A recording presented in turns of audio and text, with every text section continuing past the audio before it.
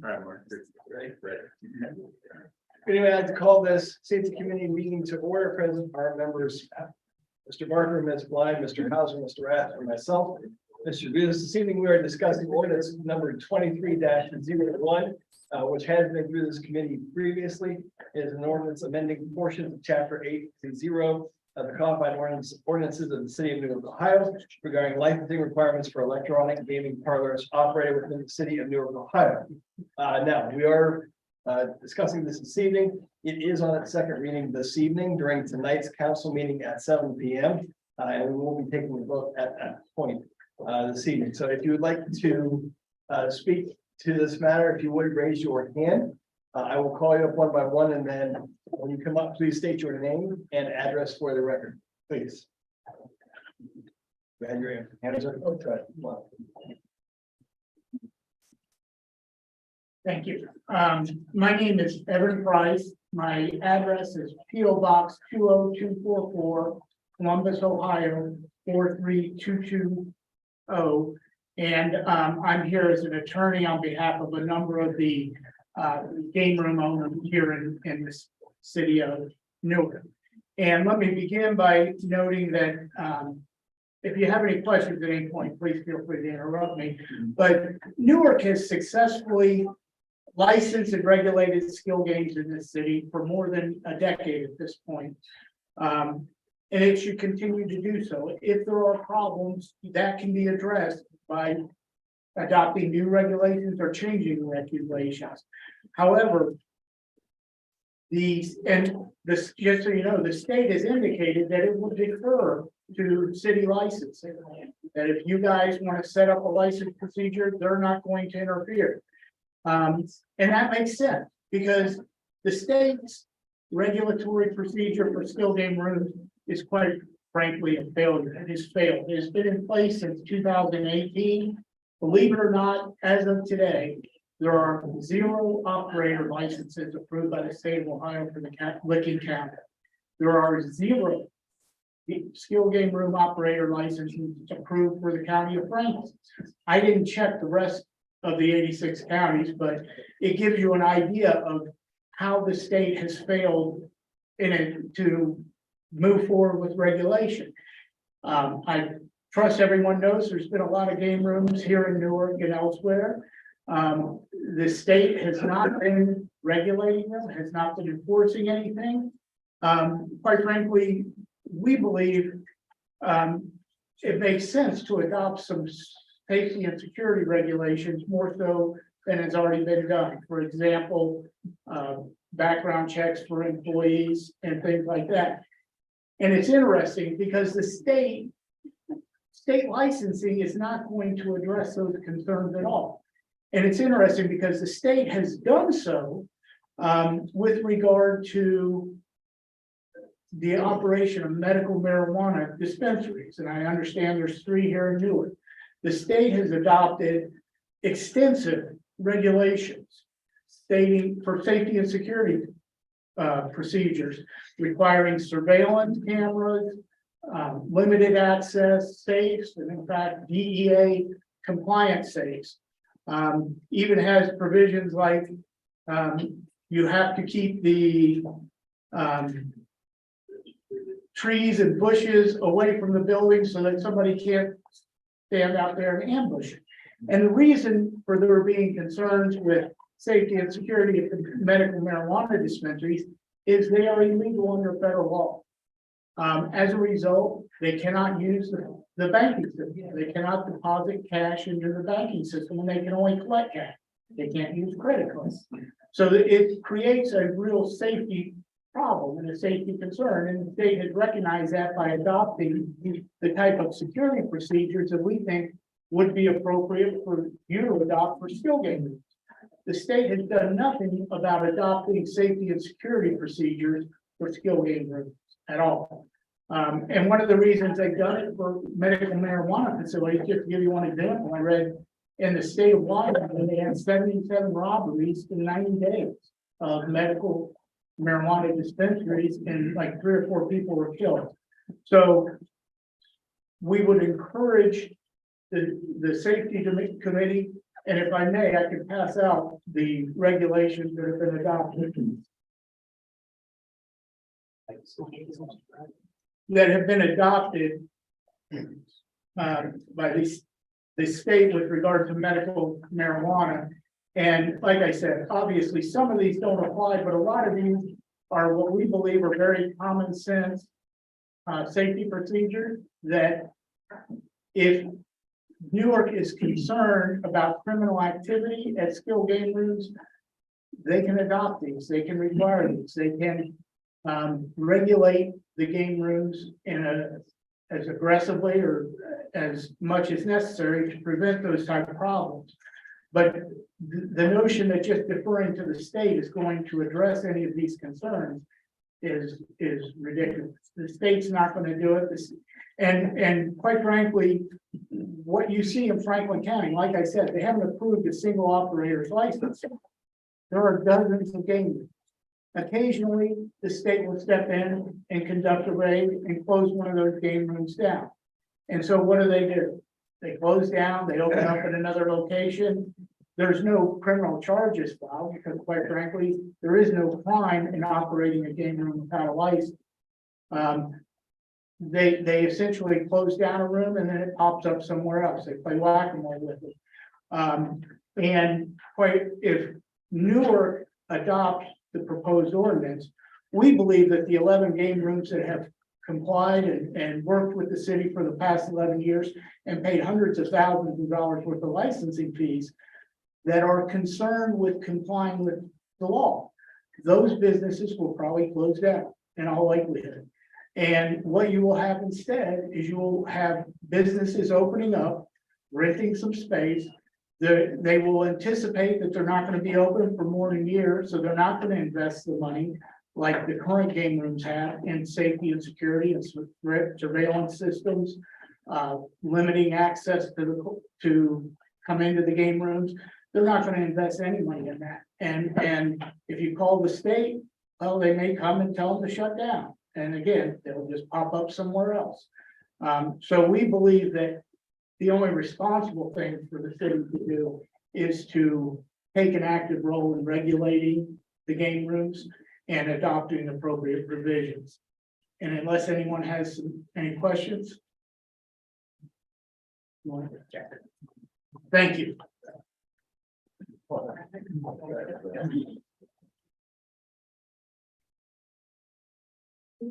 Yeah. Rochelle Bullen-Smith. I agree that that game rooms are underregulated and something that does need to be done by that. But at the same time, I think we have too many of them. And that they prey on the disadvantaged, which I consider a real problem. So I think that there should be stringent price on the industry. And again, a lot less of them. Thank you. Yes.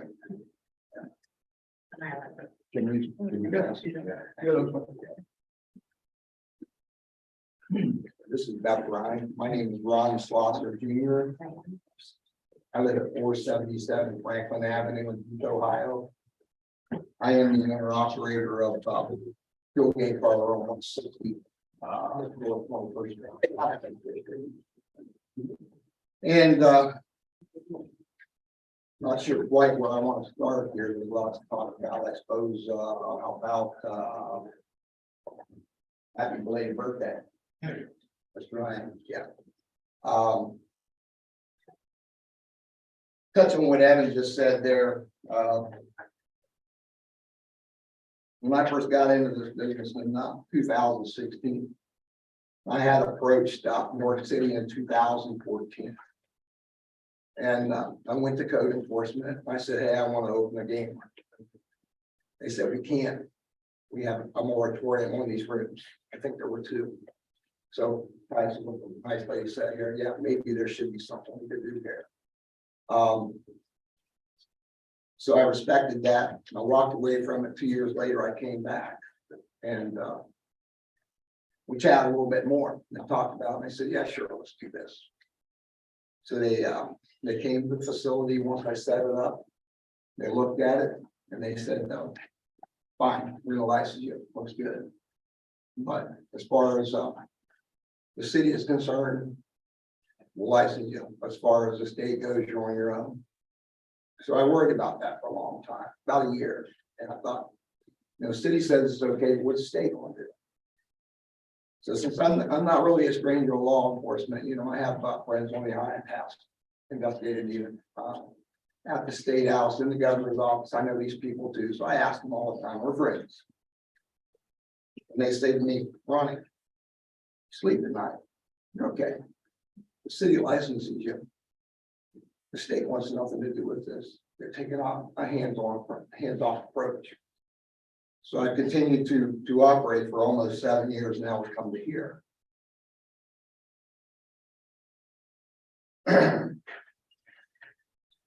Mr. Hickman confirms this 7 years later. In your last meeting, he says, state says, you guys are licensing them, so we want to keep our hands off of it. So that confirms that what Evan says is true. Columbus hasn't, or they haven't, there's no licensing in Columbus, you know what I mean? There are game rooms running over there, they don't follow.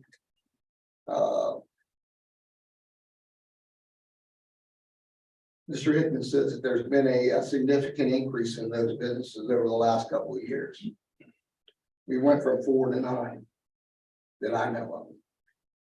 Yeah, we could trim that down. I'm willing to work with everybody. We want to run a really safe route.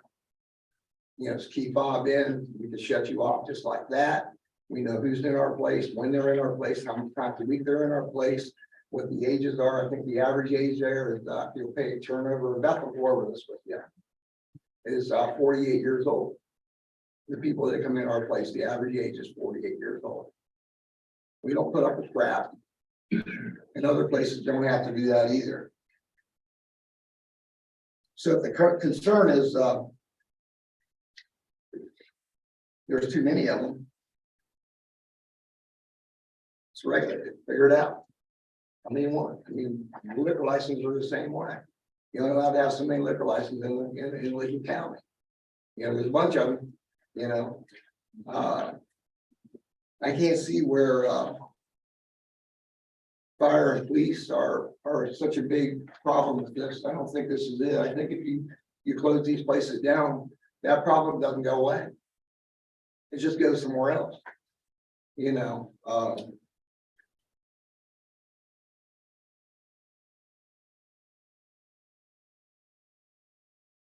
think we need to focus on that problem. The people that come to our place, I talked to a lady yesterday. She says, talked to a lot of people. I've lived in this town 61 years. I'm just 1 year shy of 45 years being self-employed by myself. Northport Beer Processing, Millville Tavern, this. So I've been here a long time. I know a lot of people. Talked to a lady yesterday, says that my husband has Alzheimer's. We would go crazy sitting in our house, watching TV every day. Can't do that. He told me, bring him here. They come here. This is the place where people come when they get off of work to decompress for a couple hours. Come in, play some games, go home, eat dinner, get a shower, go back to bed, go to work, do it all over again. This is their thing. This is our family. We've been here.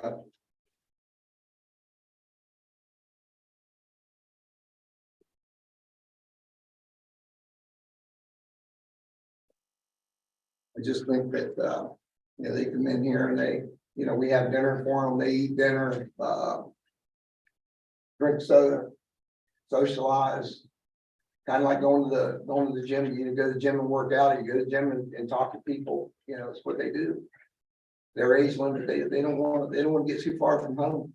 This is what they do for 2 hours. They kill 2 hours before they go to a play. I don't mean to go on and on here. I'm not very good with notes, and I spent a couple of days with this, looking at this stuff and, going over things and,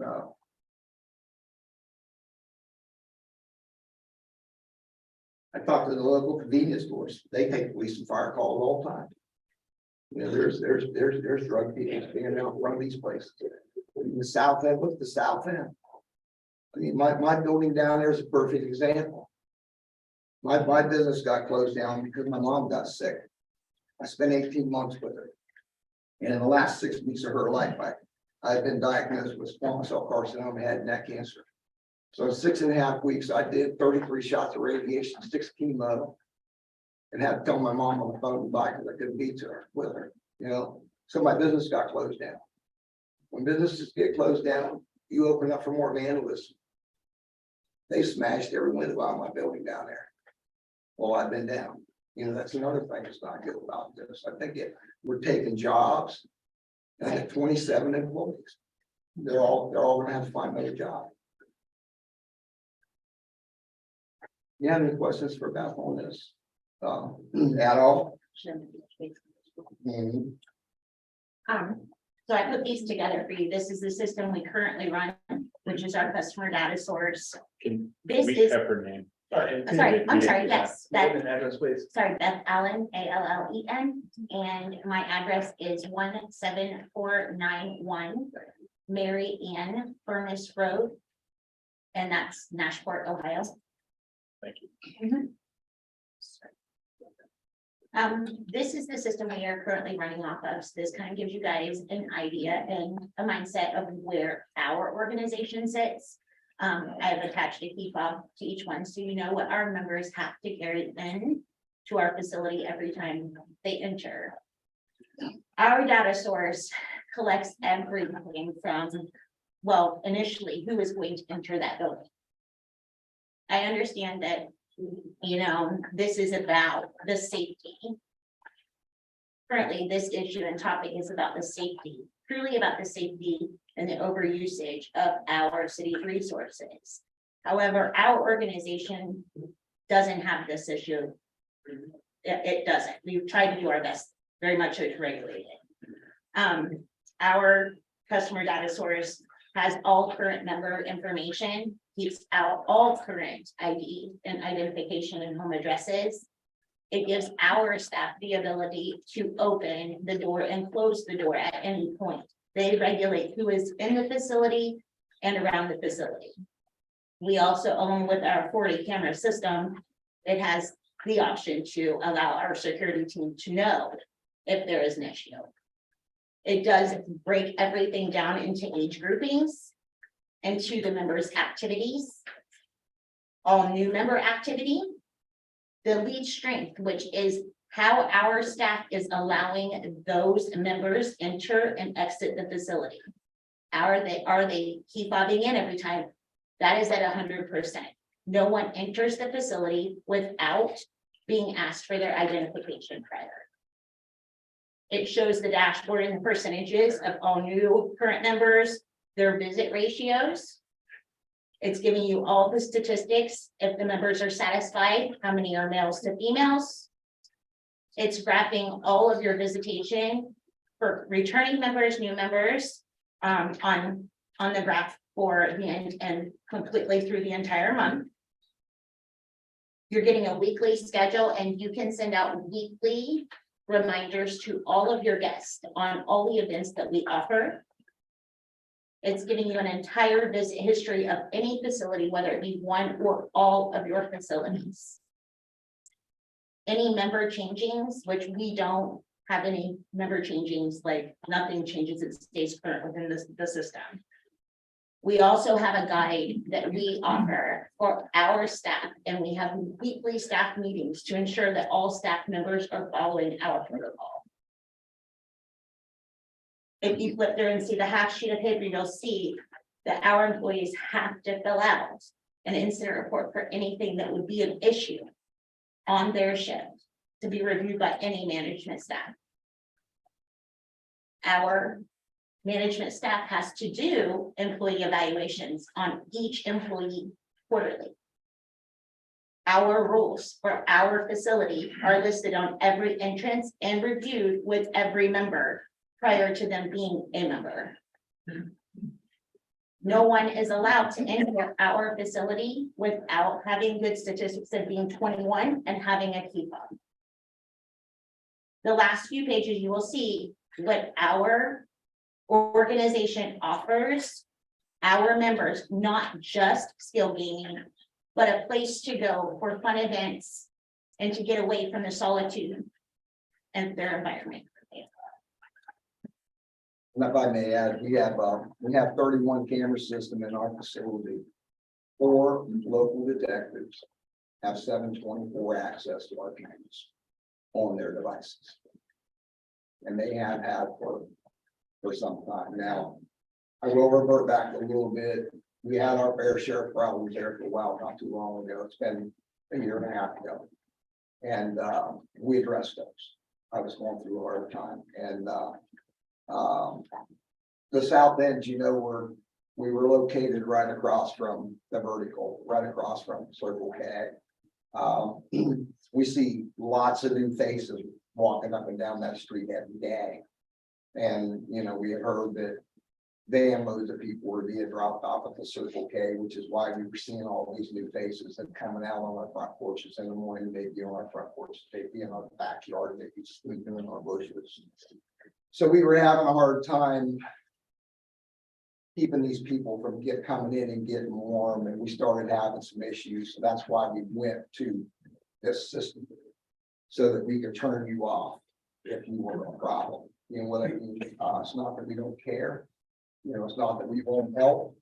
It's just, this isn't the place for you, you know, so, I want you to know that I'm working, harder and harder all the time to, bring up security measures to make sure that if you guys do, happen to, keep us around and, in this system, then, we'd love to, I would even work with you all on other rooms that need help with figuring this out.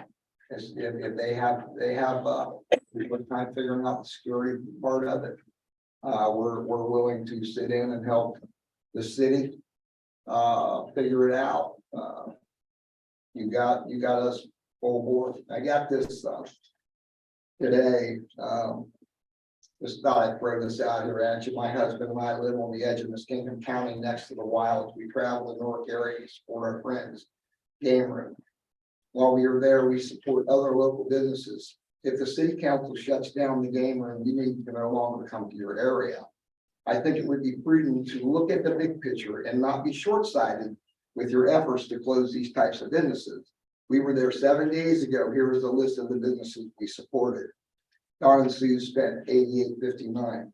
Gordon's Food spent $110.54. Walmart spent $238.89. Speedway would have spent $64. So I'm just throwing that out there at you. And I rest my case. I think we're good, right? Yeah. Thank you very much. Thank you. Yeah. Go ahead. Yes. Go ahead. Okay. You go ahead, Mr. Adams. So I've heard you guys say that you're doing all kinds of things to keep your place safe and secure. That's great.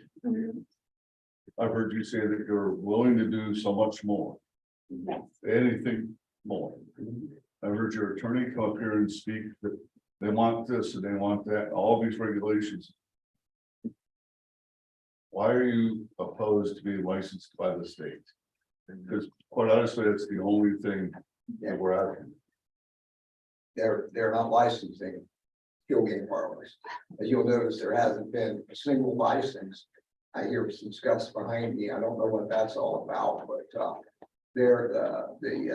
the High Casino Commission hasn't written a vendor's license or an operator's license in Licking County, Columbus, nowhere. They're not licensing. They have licensed, I guess, 6 to 7 sports bars with the draft king here already this year. You know, we've been trying, we've been waiting, but they don't want any part of it. And like I said here that, as Mr. Hickman said, the state's told them, if you are licensing them, we are taking a hands-off approach. There are thousands of these rooms across the highway. If we close these rooms down, we're gonna be taking money away from the city, staffing away. I mean, much more. I mean, it's just, it's like she said, it's where these people come, it's what they do. They don't want to go to the club. They don't drink. We don't do alcohol. You know, we catch you selling dope, your history. We shut you off. You don't come around. You know, we'll pay the fees. I've been doing it for 7 years. So your biggest objection is that you believe that the state is absolutely unwilling to issue a license. If you pass this bill tonight, you will shut down every single room that is operating in this town. That didn't answer my question. I'm sorry, go ahead, I'm sorry, I missed that. I said, so you believe that the state will absolutely not issue you a license? 100%. 100%. 100%. Sorry. Can I ask you a question? They will not. Have you guys applied for a state license at this point? We have. Yeah. What was the Yeah, reason for the I did. denial? I don't understand that response, which is also nervous. What was the reason for denial of the Yeah. license? I'll speak to that. Ron was not represented by council at the time he applied. Mhm. And the state required you to register like at the end of July. And if you registered, you could continue to operate until they ruled on your license application. For whatever reason, Ron didn't register, but he applied for the license. 20 days later, I think it was. Yeah, well, an operator license, but so and just so you know, the registration and the license application had the same information. Identified the same location and who's operating it, required criminal background check and everything else. And so, but he had failed to register. So 3 years later, when they finally addressed his license application, they turned it down because he had been operating illegally without registering, because he had failed to register at the time and before he applied for a license. So the rooms that have been operating here in Newark, and as you've heard, the state's deferring to local regulation. The rooms that have been operating in Newark, if they apply tomorrow, they're gonna get turned down because they've been operating without a license. That's my belief. Now, maybe the state would do otherwise, but quite frankly, the state's just not regulating the skill game industry. Took over 3 years to rule on, to issue decisions on those licenses. You mentioned about the safety and what's the problem with the state. Well, the state has adopted safety and security regulations for medical marijuana rooms, but the state has absolutely no regulation, safety, security regulations that apply to skill game rooms. I'm really struggling to see the correlation. Well, I guess what I'm saying is if the concern is safety and security, saying go get a state license isn't going to address that concern. The state's not addressing that concern. If you want to address the EMS and the safety and security issues, I think it's up to you to do it because the state's not doing it. That's all I'm saying. But they're not issuing any license to anyone. We tried that. Sounds like you need to have a conversation with your state representative. Answer my question. Thank you. Thank you. Thank you, Madam. Yeah.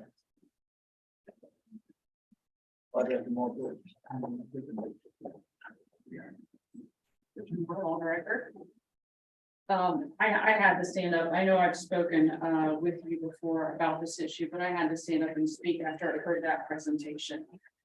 There are a lot of false statements given during that presentation. I had to point them out for you. But I think the biggest, the most telling thing that came out of that talk was from the attorney who said because he was operating illegally. That's exactly what they're doing. And there's a twofold problem with many of these gaming locations. And he says they are not issuing license. There's not one license in Licking County. Well, that's true, but it's not because they're not issuing license. Director Hickman, myself, have had multiple meetings with Ohio Casino Commission, who is issuing licenses.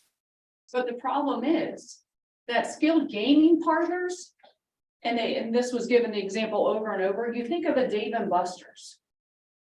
So there are steps that you have to take to apply that include a criminal background and things like that, but you also have to be operating the right way, which is a problem in these skilled gaming sections. They're not operating properly. So if you don't pass the background check and all of that, or I'm not even sure what he was saying about registering properly, because he was denied twice. Mr. Sasha was denied twice. But the other locations, the state of Ohio had no idea about them because nobody's contacting the state to get a license. So to say that there were no license issued in Licking County, it's because no one's trying to get one, because everybody is here operating illegally. And I have a problem with the city licensing businesses that are operating illegally. That we're taking money from businesses operating illegally. And that's why I'm proposing this legislation. And it's not to shut down skilled gaming parlors. What it's meant to do is to make sure that businesses operating in our city are doing it legally. Just like every other business has to do in our city, they have to operate legally. So by making them comply with the state, and by the way, Ohio Revised Code,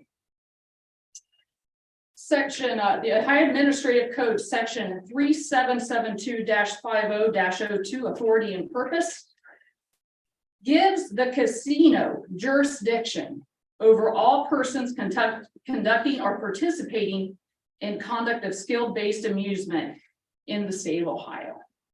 It didn't give it to cities. Now, we have chosen to regulate these businesses as well, kind of like the marijuana facilities that he was talking about.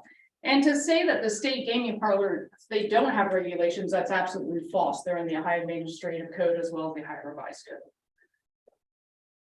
People are just choosing not to abide by the state licensing requirement. And the statement that he made that the state is deferring going after people if we're licensing them is also not true. We have spoken with the Ohio Gaming Commission. We have spoken with their enforcement unit. And you know, something that I want to point out, I know that we have added some amendments to this legislation, giving skilled gaming parlors an opportunity to have 90 days after enforcement date to seek a license. And that's based on our codified ordinance, but it does not offer protection from the state. I just want to make that clear, that the state can still come in and investigate these parlors and ask for charges to be filed under the state code. So I wanted to make that clear. You know, we talked about safety and security as well. We had NPD pull some stats for us because this whole conversation got brought to us because gaming parlors were getting the attention of law enforcement. And once we started digging into that is when we noticed that they're all operating illegally. So that's why we brought forth this legislation. The Shamrock in January 1st, 2022 to January 30th, 2023 had 68 calls for service. And these calls were just to that location. This didn't count everything going around like the house next door that maybe got broken in from people coming from the parlors or anything like that. Just 68 calls to their location. The Fish House, 35 calls for service.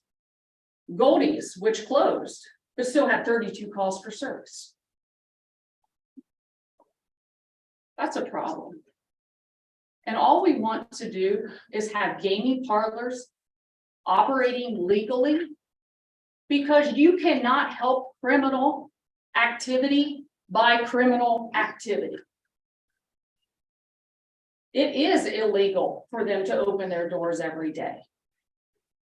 So them saying that we're going to help you fight crime by committing a crime doesn't make sense. All we are asking is that they comply with state law.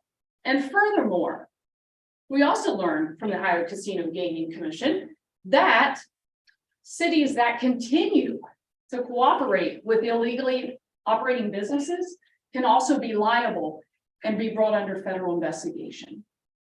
And I'm not willing to risk that for this city. I realize that some of these businesses may pack up their doors and decide to move. Okay, but it won't be in this city. We want legally operating businesses in this city. Anything else, Mr. Rankin? Is more. NPD, 183 calls for service in the year. 183 calls for service for a year. Oh, sorry. Sorry there. Name, address. Aaron Logan, 39 South Fourth Street, Newark Police Department. Yeah, the numbers, total, the numbers she had that chart, it's 183 calls from last year for all the gaming, skill gaming establishments in Newark. Like I said, that's just to the address.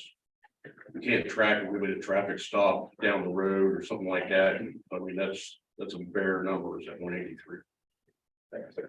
Just want to thank Mr. Yeah. Yeah, and a couple of questions. I'm fairly ignorant to the skill game deal. You referenced thinking that you were going to a Dave and Buster's. Mhm. So, and let me ask both questions and I'll let you go because if I get in a roll, I don't want to interrupt. But you mentioned Dave and Buster's. Don't know what that is, or you had an idea. But so they're not getting the Dave and Buster's, but they are getting this. You talked a little bit about that contrast. Yeah, And then so, and then the second question. Is you see the amendment on this is giving them a 90-day grace period. Which protects them from us. But you said it does not protect them from the state. correct. So in that 90-day period. The state can come in and raid them, close them, shut them down, or do whatever it is that they do. That's correct. They're operating at a risk. Why They're couldn't they operating have at done a that risk last today. week? Why couldn't they have done it last week and what's stopping them? Why haven't any of them been raided? So I'll let you answer both of those. Thank you. So when you think of casino, you think of slot machines and things like that. Those are not skilled gaming, those are games of chance. And skilled gaming parlors are meant to have games that require some sort of skill. So you think of Dave and Buster's where you have to roll the ball or you have to try to shoot into a certain way. It requires some skill. Those poker, those go gamer. Yeah, versus slot machines that you would see in a casino. Okay, they're not supposed to be slot machines. And there's a list of machines that they're supposed to be having and approved. And they have to get it through an approved vendor. There is quite a few regulations that the state makes people go through, which I think is why people avoid getting licensed. And in talking with the Casino Commission Enforcement Agency, they are frankly overwhelmed. Because you think about our city, Newark, where we have 5 to 7 gaming parlors who are not reporting to the state. They don't know they exist until they get called. But when they get called, they go to we're in Franklin County recently. And they're behind. Because they are playing catch up, trying to find these parlors. But it's not because they will not enforce, they will enforce the law. It just may take a delay once they find out because they're so overwhelmed with all these illegally operating skill gaming parlors. Do you agree with that, Director Hickman, from our conversation? Any other questions from the committee? All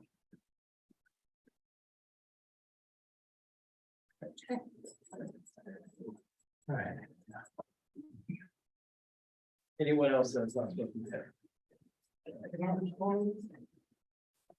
Okay. So, I will bring the safety committee meeting to a close. We will be voting on this evening during the 7 o'clock council meeting. Next up is the finance committee. The safety committee meeting is adjourned.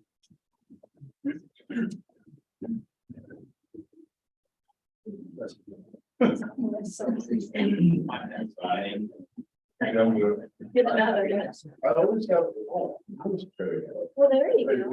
That's better. That's better.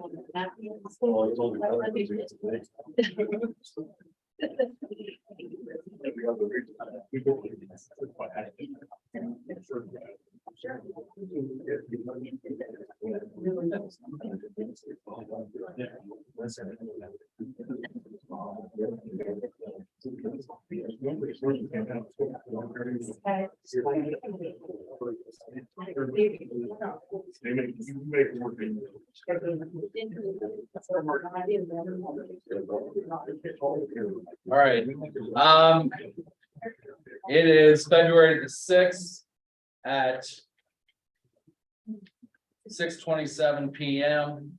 First item, to let everyone know that our unappropriated balance of the general fund is at $2,576,320. The cash balance of the budget stabilization is at $1,155,630. Going to this finance committee meeting to order, President Clark, council members Lang, Barker, Pottinger, Hauser, and Marmee. First item on the agenda is a request for appropriation in the amount of $100,000.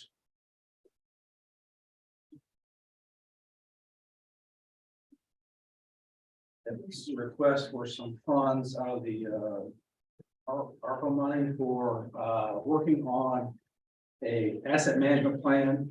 We're in the process of a lead service line replacement project. And there's funds available through the Ohio Water Development Authority and Ohio EPA. But in order to get those funds, we have to have a formalized asset management plan. We have asset management plans within our department, the water department, but it has to be formalized into the new regulations that have come out. And so we're going after about $24 million in loans and grants. These are up to almost 70% grant funding, what they call principal forgiveness funding. But in order to apply for that and get that money, we have to have this formalized asset management plan completed.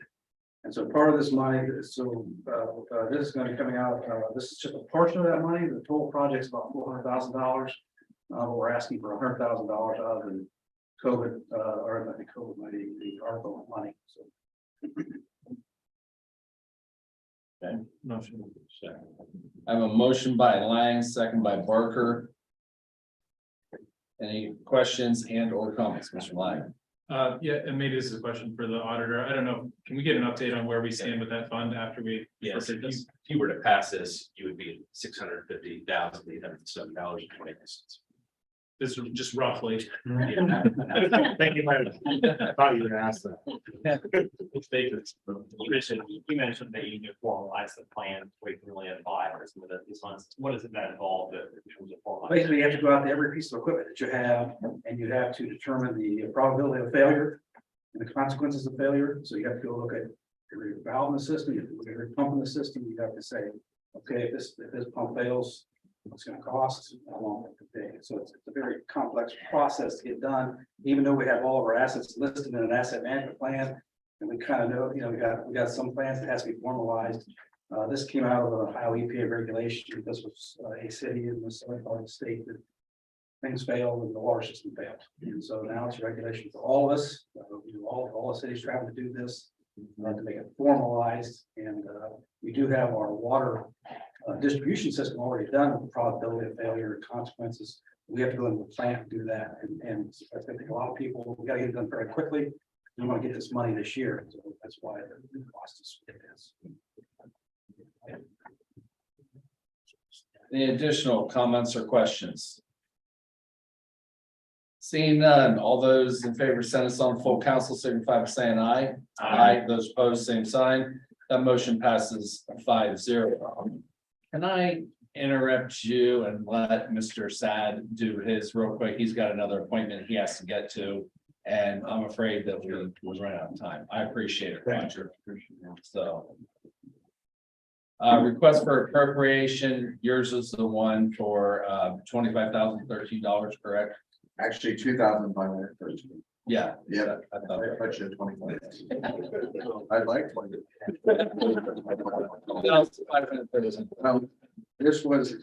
This was money we received for fiscal year 2023 from the local mental health and recovery board. We just want to appropriate the money now to spend it. It's for our lit. Second. I have a motion by Lang, second by Barker. Questions and or comments? Seeing none, all those in favor, send us on full council, signify by saying aye. Aye. Those opposed, same sign. That motion passes 5-0. Thank you. Thanks, sir. Thank you. All right, Roger, continue on with your next $500,000 request.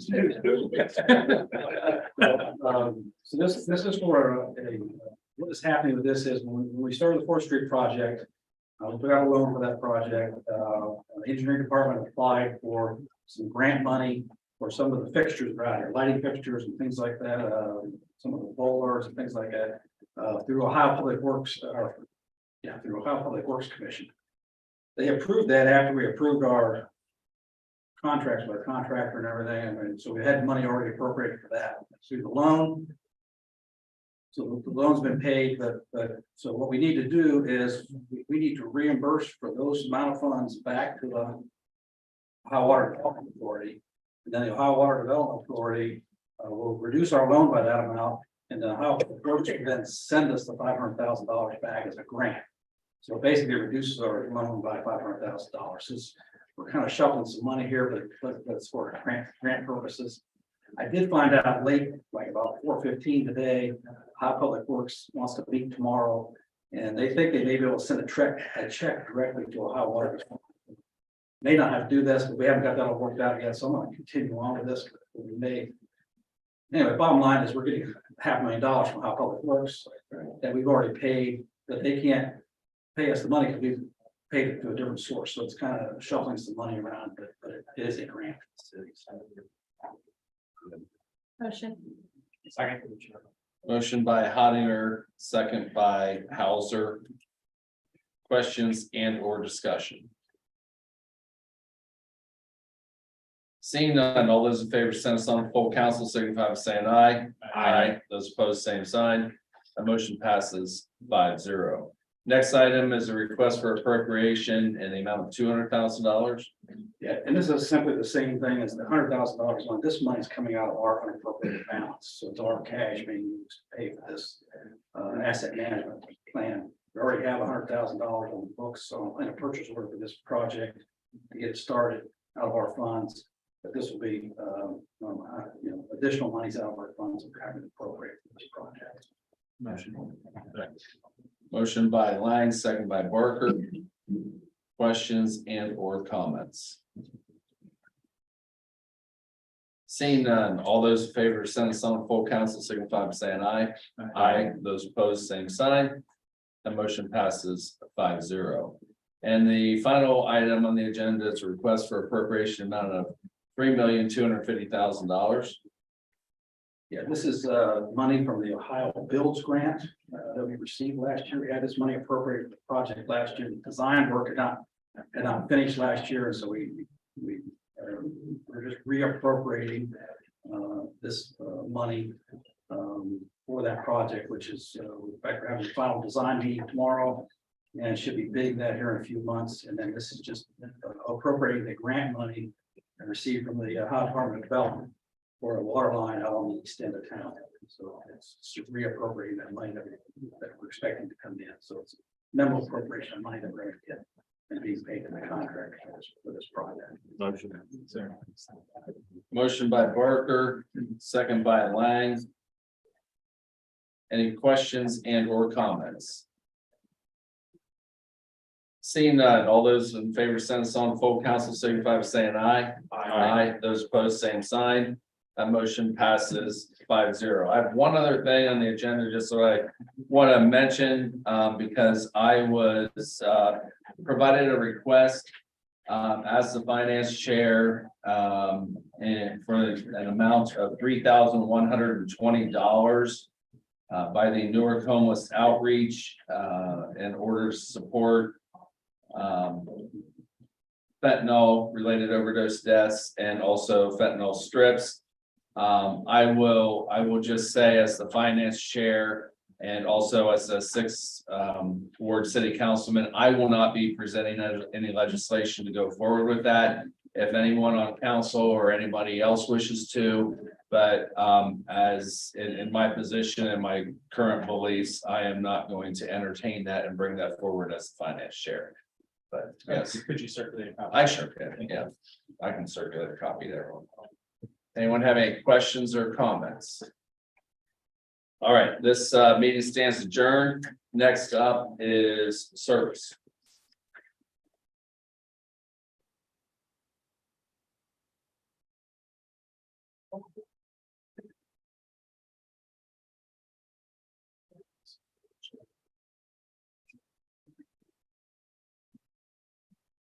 Wrap up there. Yeah.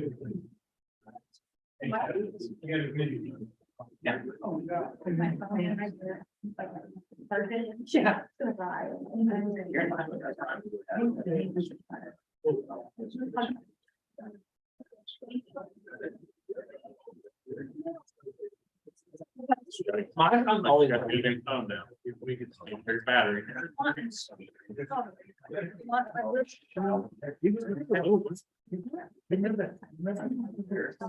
Yes. No, I never got.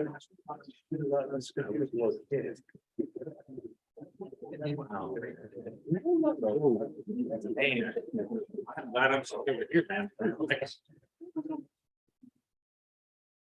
Oh, you think? 32. Yeah, so you're still. Oh, gosh, well, I know that very. Maybe. All right, we'll close service committee meeting to order. Those present are myself, Brad, Harris, Barker, Blind, and Honinger. Up first, consider resolution 23-12, resolution authorizing and directing the director of public service of the city of Newark, Ohio, to advertise for bids and enter into a contract for remittance of funds for leasing city-owned property to others to use for agricultural purposes. Yeah, this is something we do every 3 years. We have land at our wastewater plant and our water plant that we lease for farming purposes. And we have to come and get permission to do that. We're bidding that, this is permission to bid that, rental, agreement to farmers in the area. And that's all this is. Authorize that bidding. Okay. Motion. Second. Motion by Parker. Seconded by Blind. Any questions from the committee? Questions from the audience? Seeing none, all those in favor of passing this on to council, signify by saying aye. Aye. All opposed, same sign. That will pass with a vote of 5-0. Up next, ordinance 23-02, an ordinance enacting amendments to Newark sewer use and sewer charges. Ordinance 91-59, directing limited publication of the sewer use and sewer charges ordinance. A couple of years ago, we were here, looking to update our, sewer rates because of a couple of projects we had, which is the South Second Street project. And the, what we're calling our 16 North project, which is the area north of 16.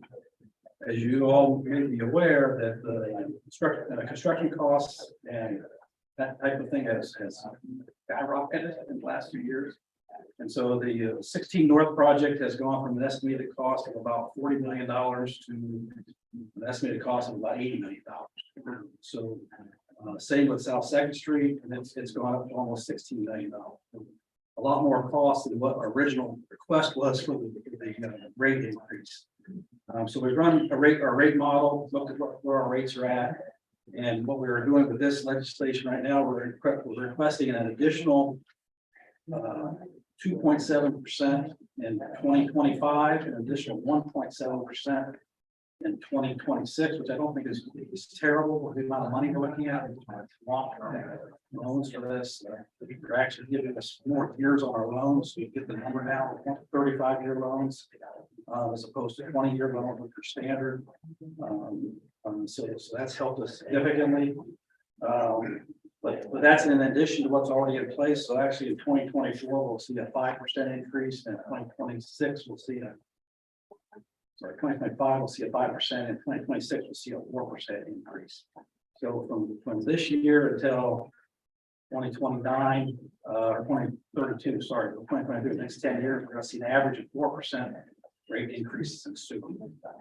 Most of that's already, except for this small amount here, is already in place for these projects. Again, they're huge projects, So you said 5% in 24, 4%. 5% in 25. And 4% in 26.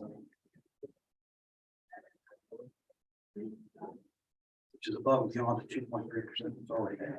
You're asking for an additional 2.7% on top of the 5% in 2025. Top of 2.3% to make it 5%. Okay, And then in 26, it'll be an additional 1.7% to go from 2.3 to 4%. I understand that. It's confusing, I know. Lot.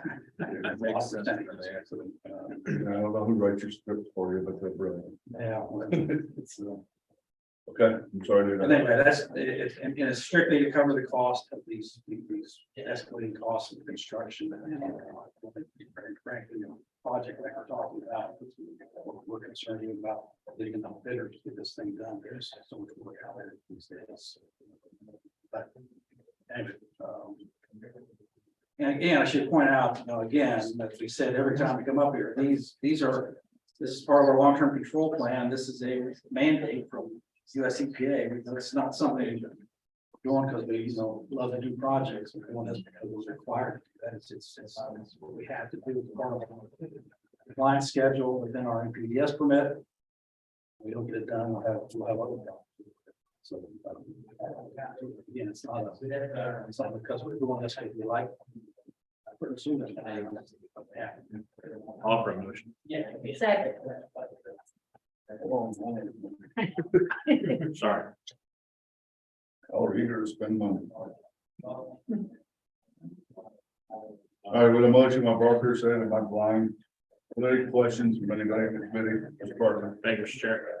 Roger, how will these increases be communicated out through, like, the last increases we had, like it'll be notice on water bills? Put those on water bills, we'll put on our website. And hopefully. Associated. Now, that kind of stuff. Hey, We'll go on. What's that last part? I couldn't hear you. Presentations here on council. Facebook pages and all that. That is how. Thank you. Any other questions from the committee? Questions from the audience? Seeing none, all those in favor of passing this on to council, signify by saying aye. Aye. All opposed, same sign. That motion will pass with a vote of 5-0, and the service committee is adjourned. And I believe we're done to the evening of committees. Council will commence at 7 p.m.